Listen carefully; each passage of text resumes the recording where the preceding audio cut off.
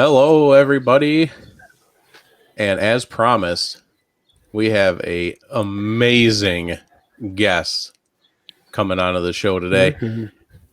And we are very, very excited to welcome on the lead singer of Arshenic it's a dark rock alternative metal kind of amazing band from Poland. Their last album was Final Collision. It came out last year around September in 2019. We are going to welcome on Ofilia, the lead singer for the band. How are you today? Hi, guys. I'm fine, thank you. As we were just discussing earlier, I mean, we had to wake up early. We got our coffee. Normally, we drink beer during the show. That's normally our drink of choice. But we thought maybe 9 a.m. for a beer is maybe a little too early. Oh, I don't think so. Maybe if you did this interview, it would be funnier, I think. All right. I'll be right back. Let me run down to the kitchen and grab a beer. Let me go and take my wine. Yeah. I was just going to ask you, what's your drink of choice then? Well, actually, pink wine is my favorite, and rum with Coke. So those are my two poisons. Nice. Do you have a preference? If you went down to your kitchen right now, which one would you grab for this? I would grab wine because I'm in Gdańsk right now, and I really don't live here in summertime because I live really outside the town because of all this lockdowns and stuff in Poland. So I'm avoiding people, but I'm here only for 2 days, and there's nothing to eat or drink beside this pink wine right now. Well, it's not a terrible option. Yeah, if you had only one thing to drink. Sugar, so yeah. Well, as you know, this is normally a sports show. We normally just talk about sports and we do sports stuff and all that good stuff. But we couldn't pass up after we got that Instagram message from you. It was something that we just absolutely couldn't pass up. But we do love music as well. I just had to ask you real quick. Do you follow sports at all? Sorry, totally no. No. No, only. No, wait, that's a lie. I do follow one sport. That's my paintball team. That's the only sport I do. So besides, that's nothing else. Hey, that's cool. We're on a radio network that has a bunch of different sports shows, and one of the shows is a paintball show called Behind the Bunker. Cool. So that is a legitimate fun sport. I personally don't like it. I think it hurts. Wow. It's not my thing. That's the fun in this. Yeah, that's the only thing I like about it. Do you play paintball, Fred? It's been a few years since I played, but it was very sporadically played. I think the last time I played might have been, it's 2020, maybe 7 years ago when I was in college. Long time ago. Yeah. We played like 2 weeks ago. Nice. So I don't have any wounds left. They only last for 2 weeks. So. Does anybody get really mean and freeze their paintballs? Or do they normally keep it pretty fun? No, they don't. That's what some of my friends used to do. That's why I stopped playing. You got people that are horrible, crazy. Really. Yeah, that hurts a lot, but that's... No, that's just mean. I think that's just mean. We like to play I mostly like to play in a small field. When you go through another player, then you can get like from 2 meters. So it really, really hurts without any freezing. Yeah, that you don't need any added extra pain level. That just alone, the paintball itself, that hurts enough. We're good. Yeah. Quick fingers and you have like 6-7 wounds with one shot. So that's enough. Yeah, that is plenty. So I guess we'll just get started with the first question. This is the first question that I always ask anybody that's in a band or as a singer. I did a couple of semesters taking like music classes, so I always ask anyone that's saying this first question: how did you first start singing? Like, and you knew you wanted to take it to a professional level. Did you just sing in the shower back in the day and you're like, hey, I'm pretty good at this? I'm gonna do this on a stage now instead. Yeah. Not really. I think my parents were the ones who think like that, because they got me first teacher when I was about 7. I had this this mind condition when I was thinking about everything I'm doing since I was a baby. So I was a 3-year-old playing on the piano and thinking about buying some flowers or stuff, like, something idiotic like that. And my parents said, well, that would be a good idea to get someone to teach her how to sing. So I got my first teacher when I was 7. So it's basically like this. Was the original singing back then just kind of like what anyone I was 7 kind of singing, like your scales, normal songs, and then you kind of just transition into this? I mean, your voice is beautiful in these songs, but it's also has that turn where it turns into like more of a metal sound. Well, I used to sing everything, so finding my own sound was something that just got in the way. I just always liked this heavy music. That was something that's really moved me. So I knew when I was about 15 that I want to have a metal band. So I got this first metal band, my own, when I was 19, when I came here to Gdańsk to study journalism. So I got this first band, and it was a metal band. So since then, and it was really a long time ago, I'm doing this more rockish, metalish kind of music. Mm-hmm. Nice. So is there kind of anyone when you were like kind of first starting out that you looked up to kind of give you your inspiration when it came to making music? And was there a certain, maybe it's the same answer here, but maybe a certain band or a singer that you kind of looked up to, or you kind of liked what they did and kind of like, yeah, I want to use that kind of similar style or technique for my music? Well, I didn't think of anything like that to try to copy someone. It wasn't never in my mind anything like this. But I listened to lots of music, and and different vocalists, and I listened to blues singers, and I listened to lots of pop singers, good pop singers, also to just like try to find out something that I can learn from them. I'm also a vocal coach, so I need to listen to everything. Also to the music I really wouldn't like for myself, but I need to listen to something to teach someone how to sing it, because they sing whatever they want to sing, and I wouldn't cut their wings to just tell my students, you have to sing something I like. That would just be Right. not fair. So I listened to lots of things. When I was a kid, my first heavy albums were him and Rammstein. This European, I don't know if you might know Rammstein, I think. The German band, yeah. And do you know him? Ville Valo? They're from Finland, I think. That one I'm not familiar with. I'm not sure about that one. So they were a gothic band. They don't really exist right now. But those were the first 2 bands with heavy music I really loved. And then I started to look for more, because I had my full internet working like in Poland when I was in high school. Before that, I only got some MP3s. Somebody gave me, only CDs we could buy. And the music wasn't like right now. You can just go to Spotify and listen to whatever you want. Yeah, it was so totally limited. So I got only those biggest bands and vocalists to listen to.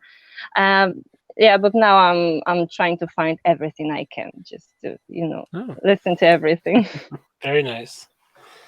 Yeah, I thought it was really cool. I was looking around, learning about the band and everything. You did it back in, I think it was, what year? 2011.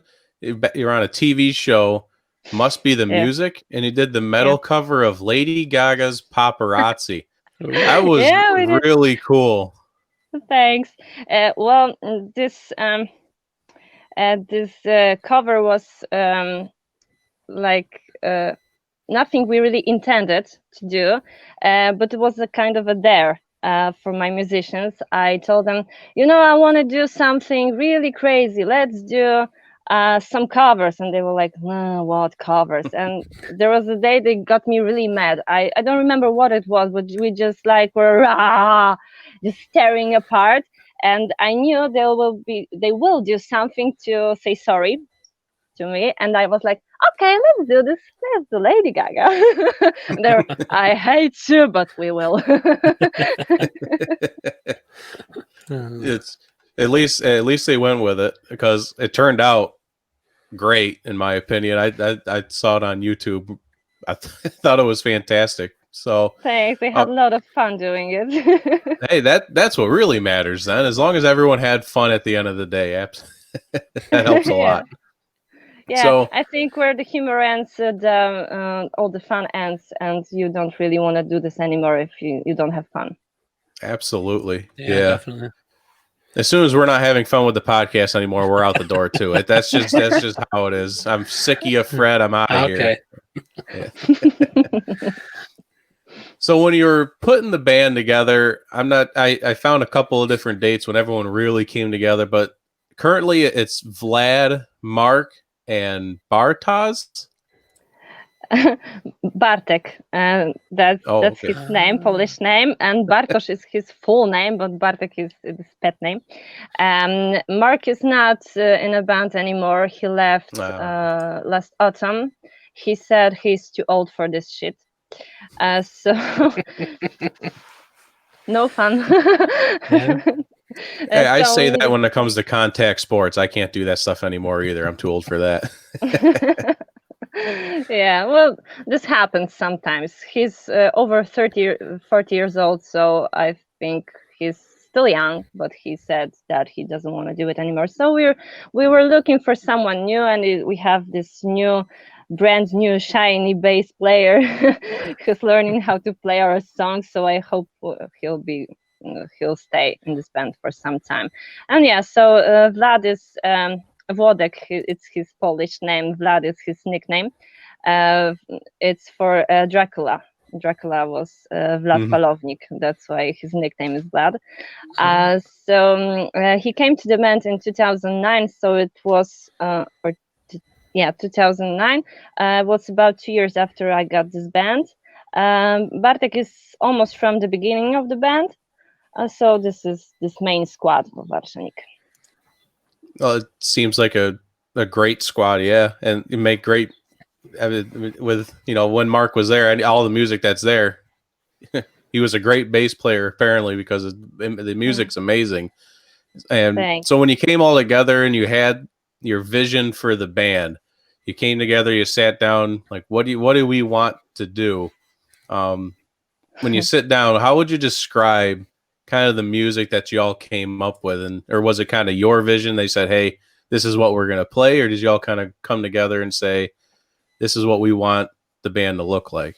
We have this conversation every time we're working on new material. So we do it really often, every few years. So this vision of a band when we started was totally different. We didn't have any vision. We did it.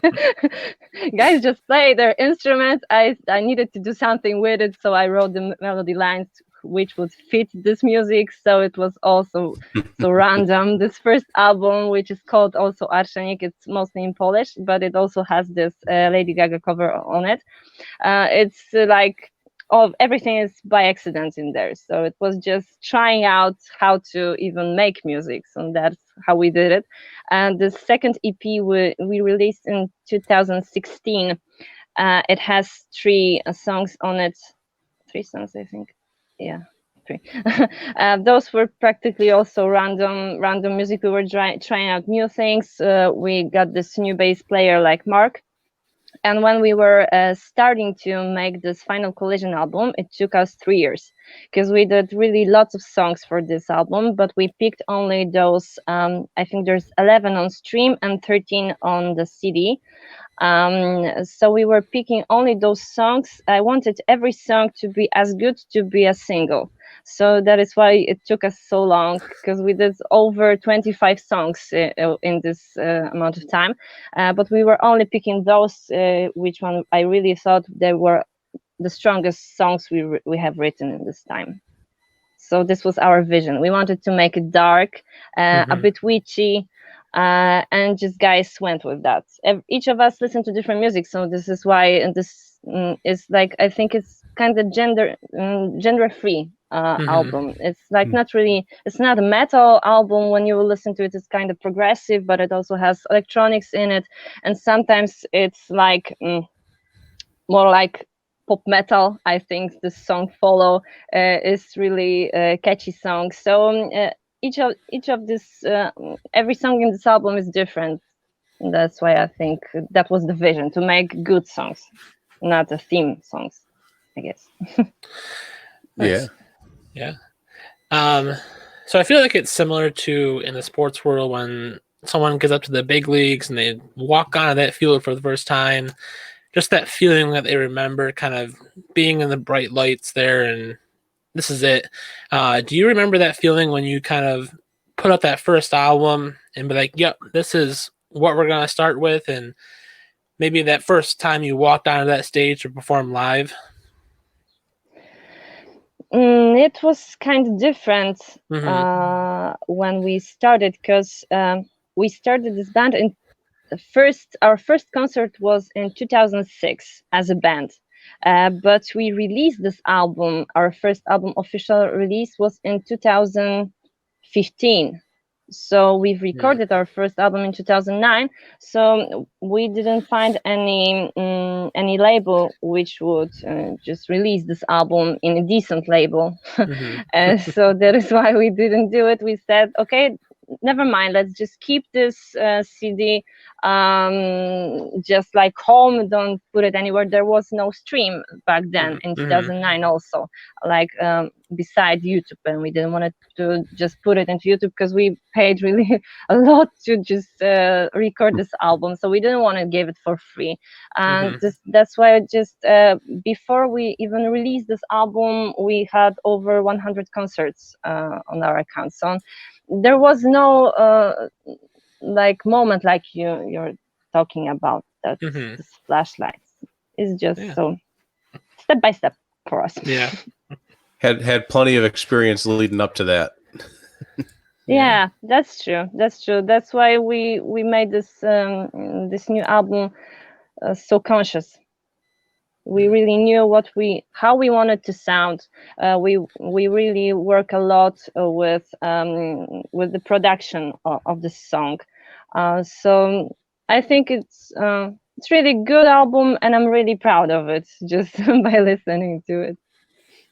Yeah, I've been listening to it for the past week. It's a lot of solid music in there for sure. And Thanks. Speaking of a solid album, and do you have a favorite song, maybe just a favorite song to perform, or just one that you're really proud of on any album that you just go back to, just something that really comes to mind as soon as you hear favorite? My favorite song to sing live is Madness.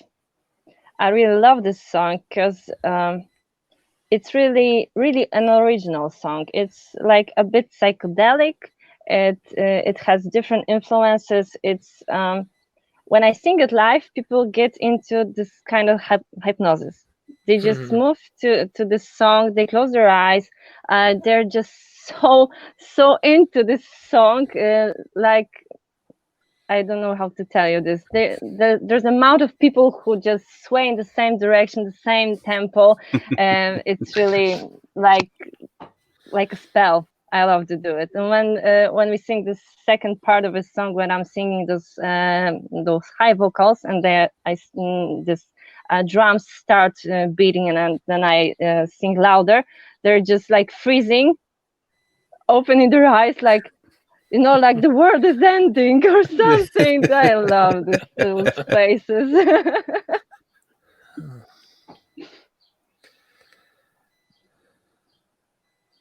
Yeah.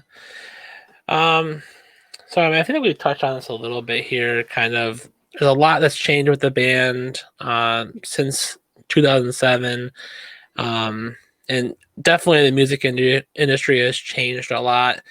Do you find it now harder or easier with the internet to kind of get out there and just get people to see your band or listen to your music and just know who you are, and just try to make a name for yourself as far as you can, since it seems like it's kind of like it's a pretty saturated market, but is it harder or easier now?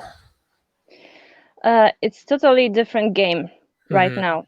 Because there, like you said, it's really saturated market, and lots of people make music and different music, and rock music and metal music is not really popular in this younger generations. So less people listen to it. It's not mainstream. It's not even popular music, and still there are lots of bands who play.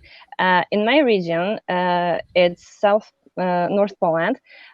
We have in this I live in a 3-city, that's 3-city complex, so we have 3 large cities nearby, and there are over 100 rock bands playing right now in my region. Oh, wow. So you can imagine that's really a lot. So we're competing with not only the musician, with good musician, but we're only trying to be heard through the musicians who are just starting, and also people prefer to watch Netflix rather than listen to music. So it's really hard to get their attention right now, and it's totally expensive right now to make people hear you, because when you just get a great music video, perfect music video, and you're uploaded on YouTube, then you have to make people somehow to watch it, and they don't wanna, because they say, nah, I have something else to do right now, I will not listen or watch your music video. So you have to just pay those ads to make people look at it, and you don't get really money from stream. You might know those how much people get. It's like few cents for 100 views or something like that. And if you have this really stealing label who doesn't even pay you anything, then it's really sad, because you just put the money in it. I think we rock musicians are maniacs, I think, because it's not really sane behavior. I think we don't get anything from it. We just put the money in it, we do it, we're happy that 2 people heard us, so it's great. Yeah, we like we touched on, happiness is the key. Don't be fooled. We're definitely not making a living by doing this show right now. This is not. You don't? Definitely not. Maybe one day, but fingers crossed. I think absolutely. So, like you said, you did say it earlier about how you're a vocal coach. So, I guess you helped them advance their careers already. But if there was number one piece of advice that you have that you give someone when they're entering the world of music, just something that you always tell everybody, the number one key to kind of being successful or starting out, what is that? Breathe. I tell them to breathe. Seriously, because when I teach people, the thing they just always forget is breathing. And when you don't breathe, you just get this tense throat, and you just don't. Your voice won't just behave as you want it to. So I think that's the best advice for everyone. Just breathe. Keep calm. You will make it. You'll have your time. You'll be fine. Just breathe. Yeah, that's great advice just for life in general. That's for everybody. That's great. Definitely. Yeah.